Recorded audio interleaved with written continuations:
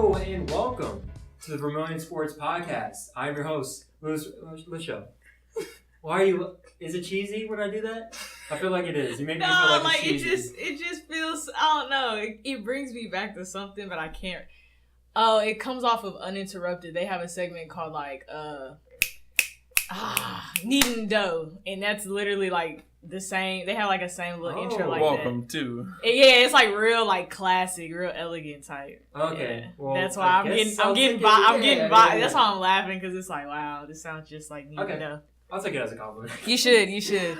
I am your host, Louis Prejean, sports editor for the Vermilion, the student newspaper at the University of Louisiana. I am joined by sports writer Michelle Smith, who you've heard and judged the intro already, right off the top.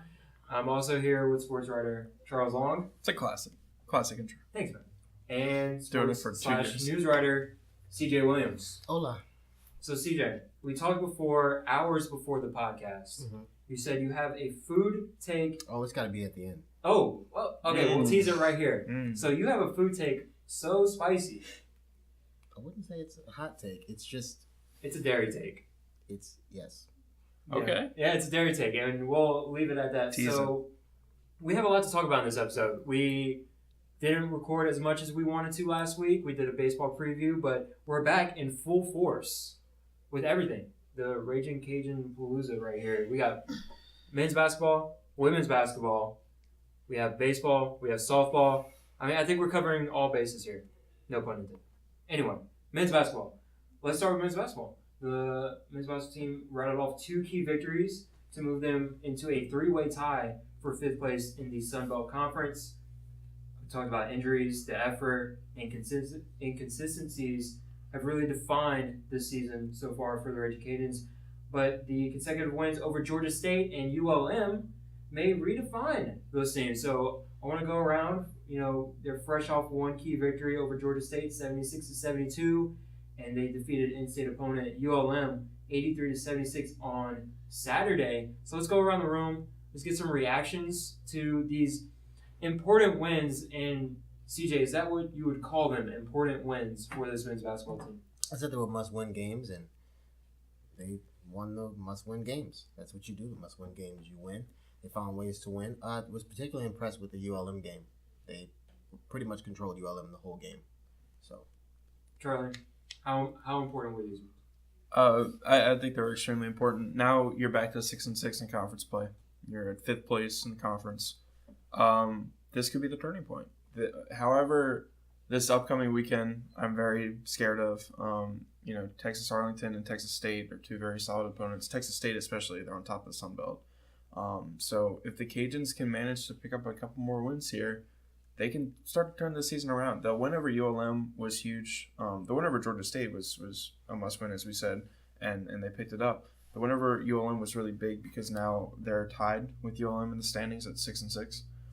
So they're right on the cusp of getting into the top couple seeds for the conference tournament, maybe getting a bye. So these next few weeks are going to be incredibly important, and it starts with this upcoming week. And Michelle, you were never really down on the men's basketball team. No, not at all. But does this make you feel a little bit more optimistic after these 2 wins about where the season is going, how it's going to end for the basketball team? Oh, definitely. I think that Georgia State win was really huge for them. I think it was huge for them in terms of the players. That's kind of like a heat check type of game. Like, okay, we can beat these teams. We are still capable of performing at this high level that we know we're capable of playing at, and we don't have to back down to anyone. I think the sky is the limit for them now. But the Texas State is going to be a huge indicator. You come out with a win on the road, and their road record isn't too good. That's the turning point. That's when everything's going to shift in the Sun Belt if they come out with a win at Texas State for sure. They've only won 1 road conference game this season at Georgia Southern. I think Texas Arlington as well, because Texas Arlington's also a solid opponent. And as you said, they haven't really played that well on the road. So these 2 games are going to be huge. And if they lose both of them, they kind of fall a little bit under the mark and where they want to be. If they split, they're still in it. If they win both, then you start to think, man, this team can make a run in the conference. Yeah, for sure. Yeah, and the main takeaways, I mean, besides how important the wins were for Georgia State and ULM, was the defensive efforts in this game. Finally. Finally, defense. We like it. They gave up 303 points in 3 games in that 3-game losing streak. And then they held Georgia State to 72 and ULM to 76. So you really like to see defense. And CJ, you talk about effort. That's all they needed, right? Just a little bit more effort on that end? Yeah. Or what did you see? I saw effort. I saw effort. Did I see effort? Yeah, I saw effort. Yeah. But I also saw they weren't as confused. They didn't miss as many assignments. A lot of times when they give up 100-plus points, it's not because they're being outmatched or overpowered. It's because they don't know what to do. They're not in tune with the game plan. They give up too many wide-open shots. So I was very encouraged with their ability to stay into the game plan, stay tuned, and to understand what to do in every situation, switch when they needed to switch, and keep bodies on bodies. And 2 players that were in tune, especially for the ULM game, Marcus Stroman and Jakeenan Gant. So Stroman had 22 points and I believe 9 assists in the win over ULM. Jakeenan Gant had 20 points as well. So I want to talk about this duo. When this duo is on, Michelle, I mean, what can they do for the team? Where can they take this team when Stroman and Gant are just in sync like that they were? It takes them to another level. If you watched in those 2 games that they played, it's really momentum. They're very in sync with each other.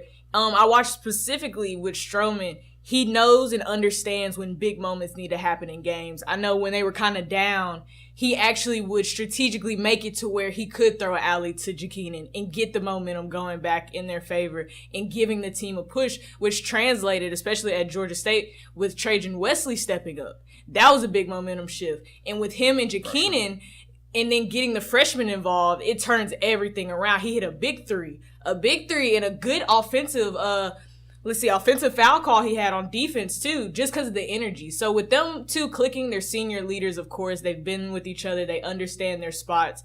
They know where to put the ball for each other.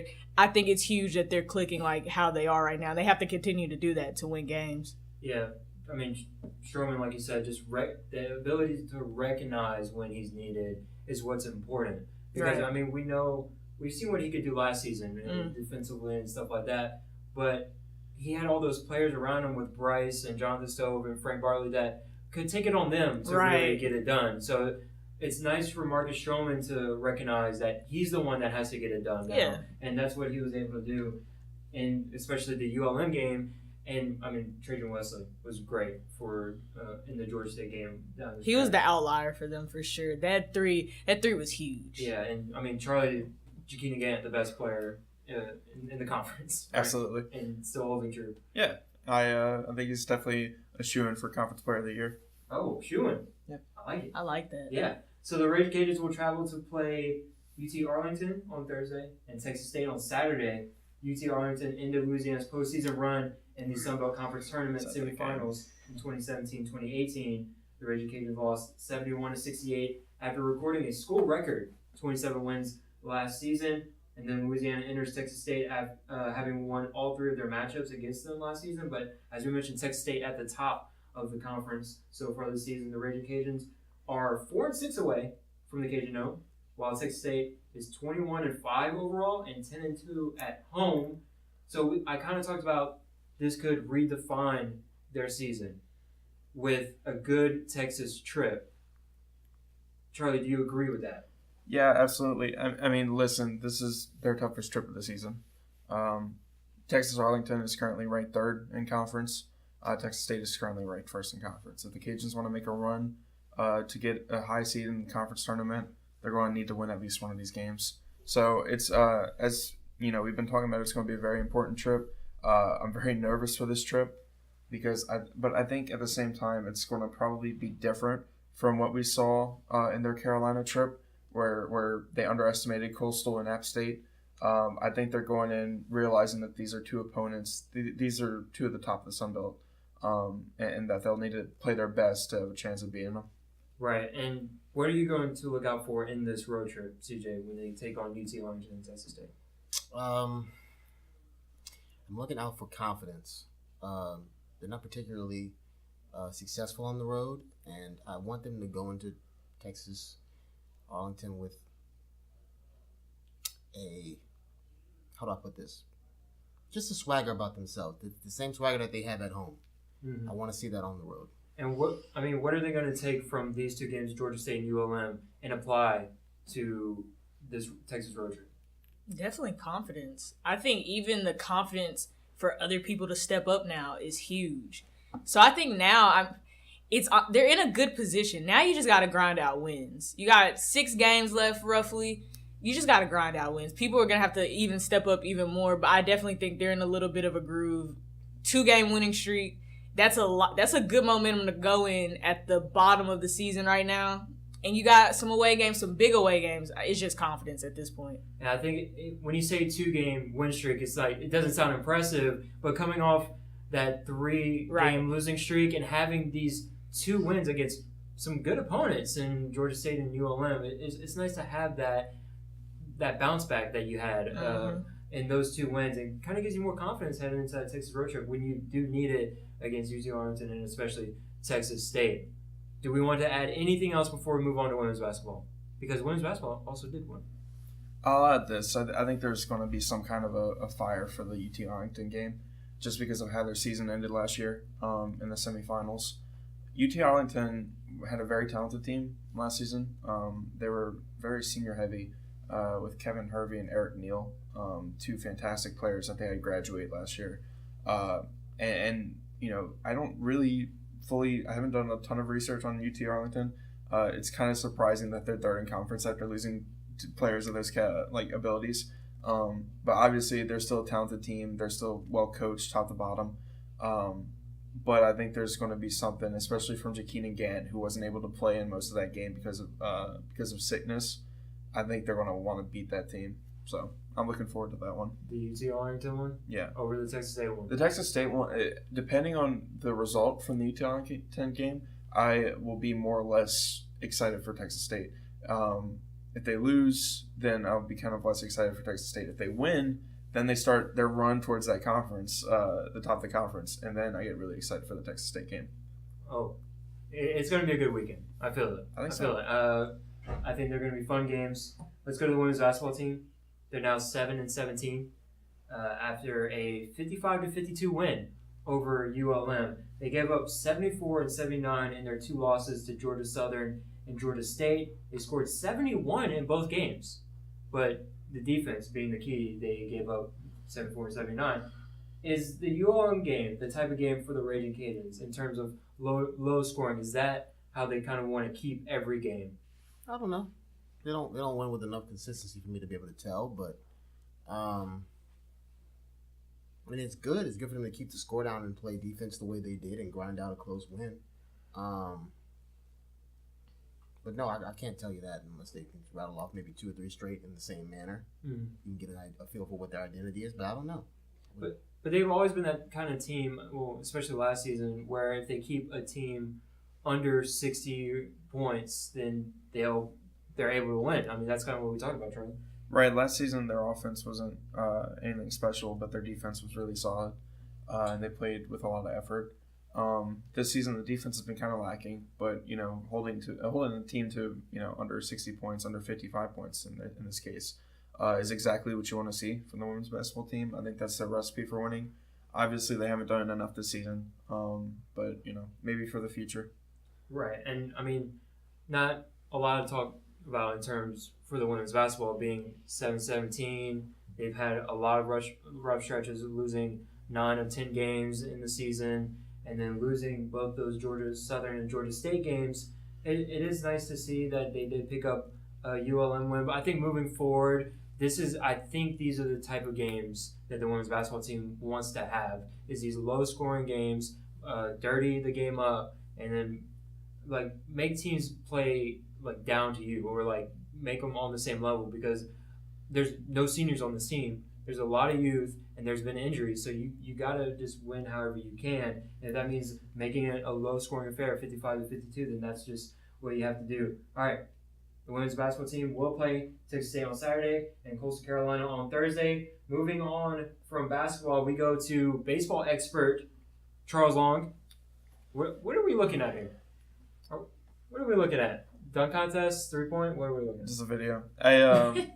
Baseball season is underway, and I cannot be more excited. Actually, I could be more excited if they would have gone 3-0 against Texas. I'd be ecstatic right now. But I think that this weekend was very similar to last season's opening weekend against Texas on the road. All 3 games were really close, especially the first game, and kind of late into the third game was very close as well. They lost the first 2 games, but they picked up the third one in the series to avoid a sweep. So they're starting off the season 1-2, which against a really in college baseball, there's no such thing as a bad loss to a good team. If Texas has a really good season, their win, especially over them, will look great for a postseason resume. Texas had a very impressive team. The Cajuns were able to be right there with them for most of it, though. So I was very impressed with some of the performances. Gunnar Leger is back. Right. Let's talk about Gunnar Leger. Let's start with that. What do you see from Gunnar Leger? How do you look? I'll go game by game real quick. Game 1, Gunnar Leger is back. There's a couple butterflies. Everyone's really nervous, ready to see how he performs, and he was fantastic. I'll be straight up. He was great. I wasn't really knowing what I expect from him, but 5 scoreless innings, only giving up 2 hits. Against a tough Texas team, that if that's not a great start for him, I don't know what is. So he started off very well. The only issue with game 1 was that even though he pitched fantastic, the opponent on the other side, Bryce Elder for Texas, pitched great as well.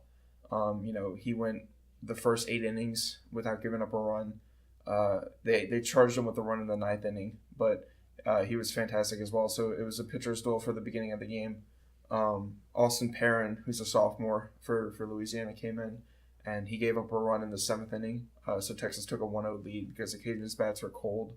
And then the 9th inning happened, and we were 1 hit away from winning that game with a walk-off.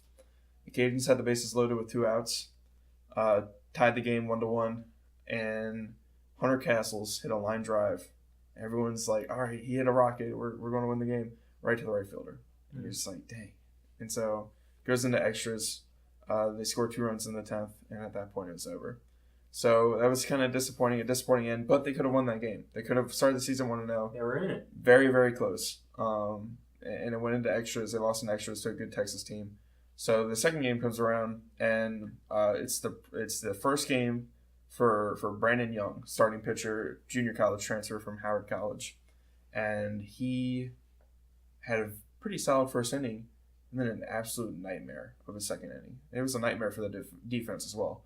And I'll say this real quick. I think the defense was incredibly disappointing this weekend. I think that last season, I think they only had committed 40-something errors. They were top in the Sun Belt in fewest errors allowed. And this season they had a good bit. They had about 5 or 6. It was pretty ridiculous. So, as I was saying, a nightmare of a second inning. Brandon Young got pulled after the second inning where he gave up 5 runs. Now, granted, there were a couple of errors, like an error in the outfield that cost us a couple runs as well. But all of a sudden, in the second inning, you're sitting in a 5-0 hole, and what do? Cajuns' bats kind of answered. They picked up 4 runs in the bottom half of that inning.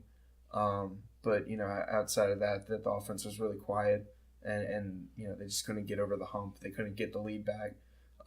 So kind of disappointing first showing for Young.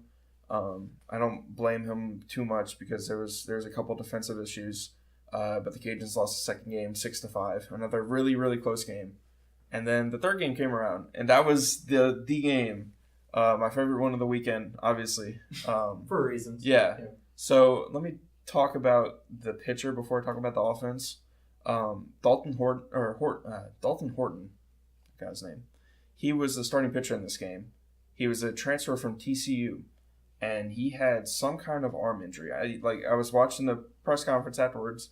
I don't even think he knew exactly what the arm injury was. It was some freak injury that he experienced in his freshman season at TCU, and he was a fantastic pitcher at TCU. He was like an all-American, all conference player, all freshman player. He was great. But his arm injury forced him out for the past, people weren't really sure if he was going to pitch again. But he transferred from TCU. He met Gunnar Leger and Hogan Harris, who's a former Cajuns pitcher, and they convinced him to transfer to UL because of Coach Robichaux. So he comes to UL, starts his first game. It's the first time he's pitched in over 700 days. And he was phenomenal. Fantastic. 5 innings, gave up 1 run with 3 hits. He had 5 strikeouts, I believe. So, for the first time this kid's pitched in almost 2 years, right? It's pretty ridiculous how well he did. So I have very high hopes now for him being a weekend starter this season. Coach Robichaux had kept that third weekend starter really silent for most of the off season, but maybe we have something really nice in this kid. And I was listening to the broadcast, and they were saying that we only really expected him to go 2 or 3 innings. He went 5, and so he was around 90 pitches. He looked really good. He was battling a really tough Texas team. So who knows? This could be a good sign for another steady arm in the rotation. Yeah, and talking more about the game, I mean, Game 3. It got a little too close for comfort towards the end. Let me the Ragin Cajuns. Let me talk about how the Cajuns opened it up first. Yeah. The Cajuns finally got those clutch hits that they needed. Oh, before I say anything, in most of the games this weekend, Texas scored so many runs with 2 outs. Like all 5 runs in that nightmare stretch in Game 2 were with 2 outs. So they just couldn't get the 3rd out. It was really annoying. But in Game 3, the Cajuns got those timely hits that they needed. They took an 8-1 lead at one point, and they were looking great.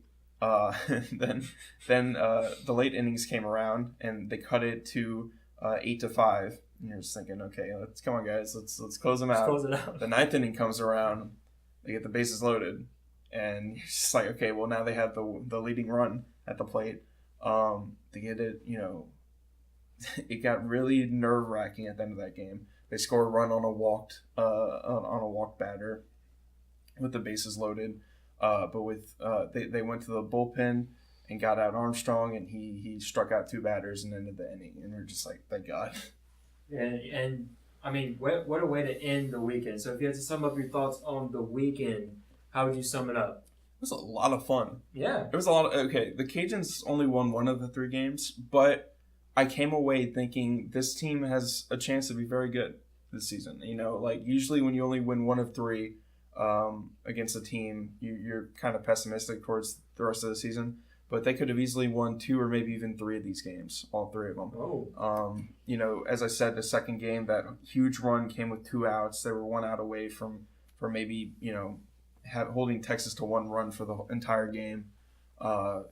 So it's just a lot of what ifs with this weekend. But as I said, I was impressed by Horton. I was impressed by Leger.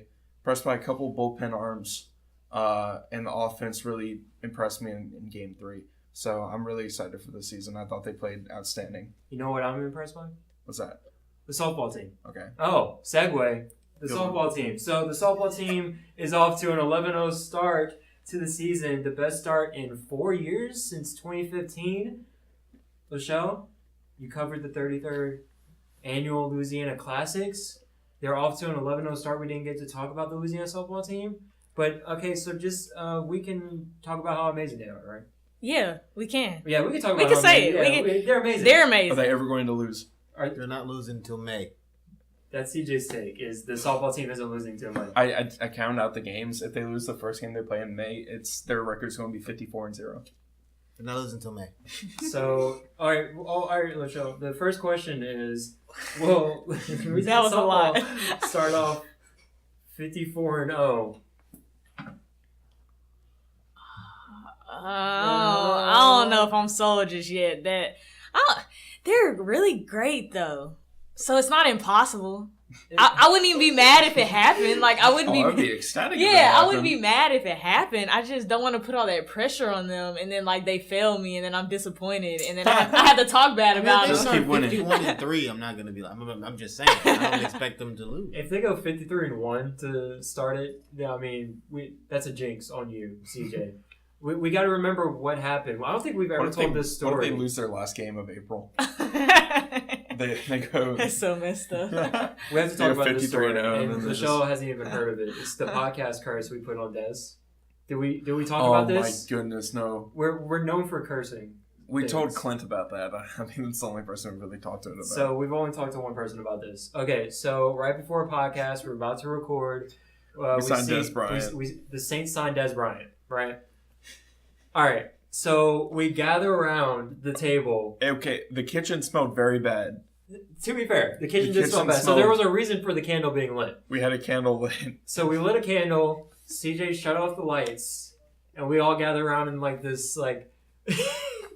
in this seance and threw up X's and we're like, let Des bring us a Super Bowl. Right. And the next day he tore his Achilles at practice, so we do take some blame. It had the opposite effect of what we wanted. I can't trust you guys. Yeah. I refuse to curse. I'm so sorry, Des. Like, yeah, we're sorry. As long as you never curse LeBron, I don't think I care. We're done with the seance and we're done with the turning off the lights and the candles and you turned off the lights for real? Yeah, we had to get into like the y'all were going hard. Y'all were for real. Y'all were going hard. We wanted the Super Bowl. Is what the thing was. Dang. But yeah, we won't do that anymore. That means New Orleans should be mad at y'all too. Exactly. The whole city should just want to fight y'all. They should boycott the podcast a bit. Des Bryant's a long time listener. Yeah, so I apologize. Shout out to Des Bryant. We should mention him. I'm gonna mention him on Twitter and be like, "Hey, at Des Bryant, we're sorry." Right? Oh, this is very bad. Okay, we're sorry, Des. We're sorry, everyone. Everyone involved. We're sorry. So we can't talk about the softball team going 54-0. We can't talk about it. We can't talk about it because it won't happen. I mean, what if they just go 11-40 something at this point? You know, it's like we just had the opposite effect on the softball team. That's absurd. The worst they will be by the time May comes around is like 35 wins, 40 wins. Yeah, okay. Well, we feel good about the softball team. And especially the play of Summer Ellison. CJ, you wrote about Kendra Lamb and Summer Ellison, but I want to talk in particular about Summer Ellison and her play this season. She's perfect 7-0 in all of her starts. Just a brilliant start. One of the assistant coaches, I believe Coach Roberts, he thinks she's got superstar potential. A leader of a very deep bullpen. Talented, strong arm, great balance. You can't really predict her pitches, which is a good thing. Nothing but great things to say about Summer Ellison. I think she's a tremendous asset. One of the reasons why the softball team will not lose until May. You're sticking with this, dude. You are strong on this. You're not giving it up. I think a lot of them are winnable, but I'm very nervous about teams like Oklahoma and I don't know, like Baylor and stuff. Yeah, we worry about that later on, right? we worry about it later on. The Baylor tournament's this weekend. Yeah, right. We're worrying about it in a couple of days. All right, so Lachelle, you go on social media, you see the comments, you can't stray away from them. I saw some people were saying, the level of competition isn't necessarily there for the softball team. They're still impressed, but maybe the level of competition. I mean, how much stock should we actually put into the start for the Ragin Cajuns softball team, considering, the quote-unquote level of competition? You can debate it. Definitely, they haven't played competitive teams yet. I have to say that. But you're starting your season off home stretch. Cal was. I was impressed with that, but I was kind of impressed that, they beat them not close. That kind of threw me off, to be honest. So that was an impressive win. But the other teams were kind of, you can't put too much stock. I'm still impressed. I could get why people say it. But I think this Baylor Invitational will show a lot for them. Yeah. And really give people enough to say, okay, they are really great. Offensively, they're really good offensively. Scored 98 runs. They got the power. They got the speed. They got a full package right now. And that's something last season, they were maybe second to last in the conference in home runs, and people were a little concerned about, can they hit the long ball?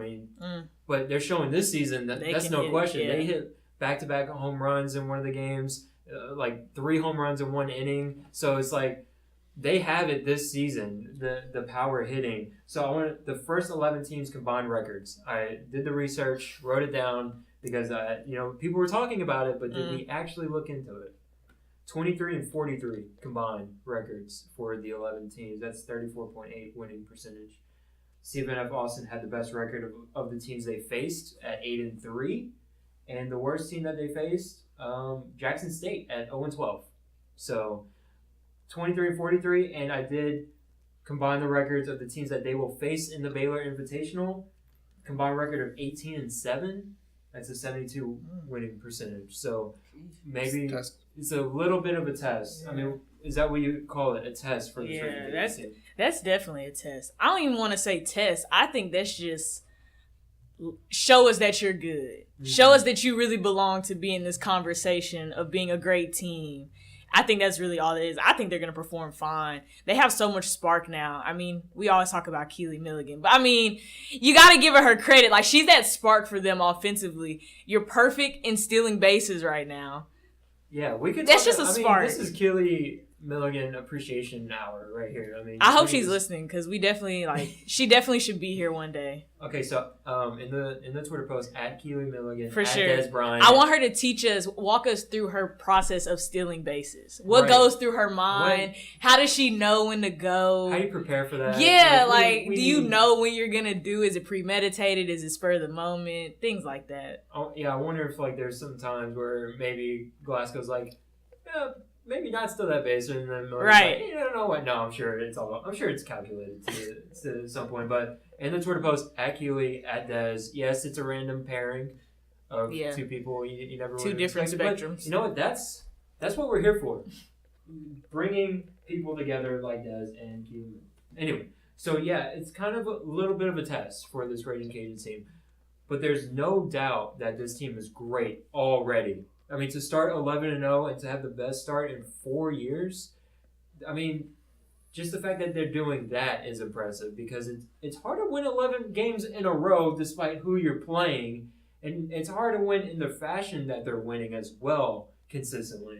So I think regardless if people want to debate the level of competition between the teams they faced in the first 11 games, it's still impressive regardless. So the Baylor Invitational, CJ Summer Ellison, is that a player you're going to keep an eye out on in this tournament there? For sure. Yeah. Yeah, and I mean, Kendra Lamb got when you wrote about Lamb. I mean, she had the hot start with 2 no-hitters, but she did get pulled in one of the games. Yeah, the championship for the Louisiana Classic, she got pulled very early in the game. I believe in the second inning. She, I think mentally she just wasn't totally into the game. Made a few key errors, some routine plays that she didn't do very well on. She had a couple wild throws to first base. The first baseman saved her, and the second time she, obviously went over her head, and so she got pulled and replaced by Carrie Boswell. Mm-hmm. And so just freshman, normal freshman stuff. Wasn't a good game for her. Yeah, I mean, just a freshman too, like you mentioned. Yeah. I mean, that just happens. That happens throughout your career. All right, so before we get to CJ's dairy take to end the podcast, is there anything else we want to say about the Louisiana softball team? Oh, I said in the previous podcast that they weren't the best power hitters, and I apologize. 15 home runs. There we go. I'd like to add this. I think that you can make out all you want to do about their combined record of opponents and such, but they're doing what they should be doing at the end of the day. These opponents aren't as good as some opponents they'll face later in the season, but they're blowing them out like they should. Right, exactly. So, all right, so we're here with the dairy take. I'm doing math here, too. Yeah, there's only 9 undefeated softball teams right now.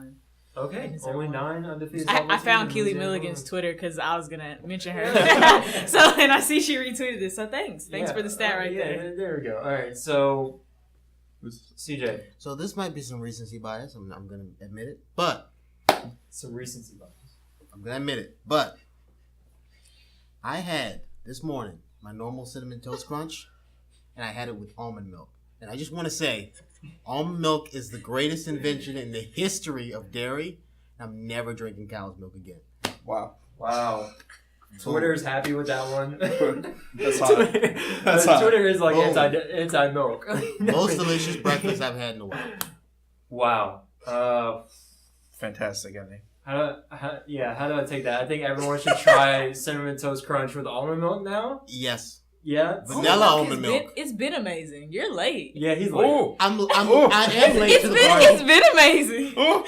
I am late to the party, but I'm glad I came. I'm just saying. I'm just putting it out there. It I'm was. gonna let this one breathe for a second. Okay, thank you, Lachelle. He is late. By He's the so way. late. But you know what? At least he's on almond milk now. All right. Thank you, CJ. You're on the right train. All right. You're. Just took a second. Any other food takes? Are we thinking of anything? No, nothing that would top CJ's.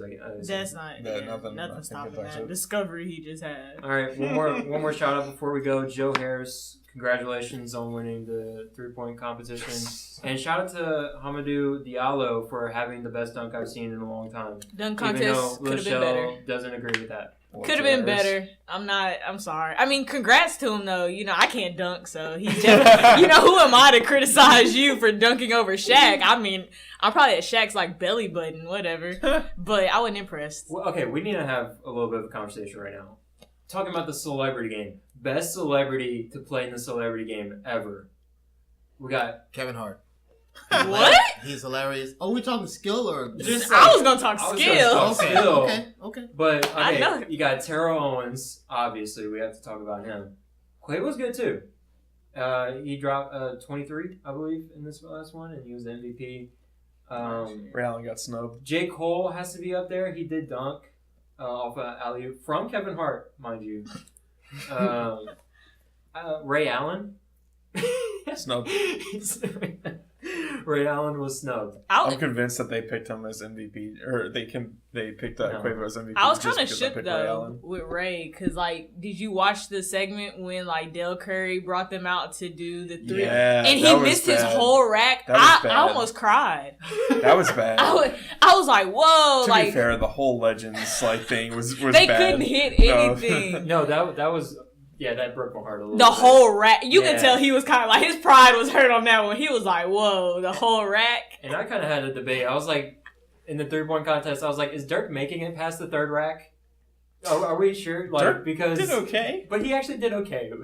When he airballed, I had to laugh a little bit. I had to. But. Dirk's there for a good time, not a long time. Dirk drilled the 3-pointers in the All-Star game though.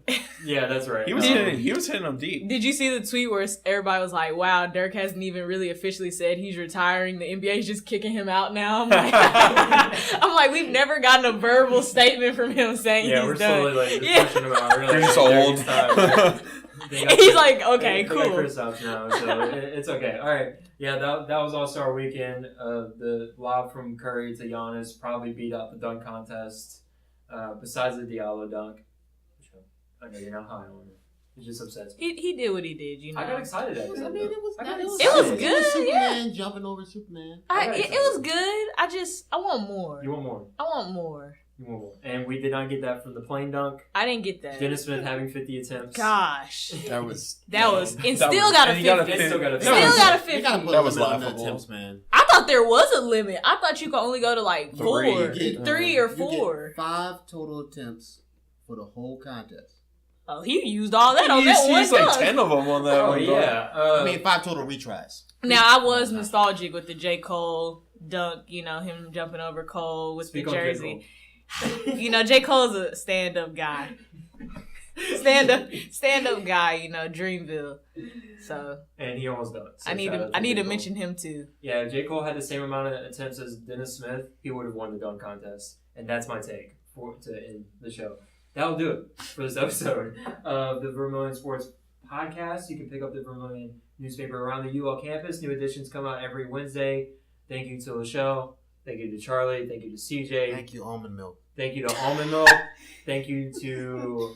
Thank you to Joe Harris. Thank you to Joe Harris. Thank you to Dez. Thank you to Q Milligan. We're gonna have to do a complete J. shout Cole. out. Dez. Thank you to J. Cole. Yeah, Dez. All right, so check out other stories and news on thevermilion.com. Follow us on Twitter, Instagram, Facebook, and subscribe to our Vermilion Sports YouTube channel. Yes, we are YouTubers, and no, I'm not okay with saying it.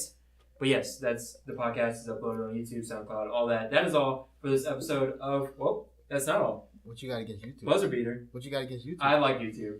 Okay. We're I like YouTubers. We're YouTube. I'm embracing it. That is all for this episode of the Vermilion Sports Podcast. As always, thank you for listening.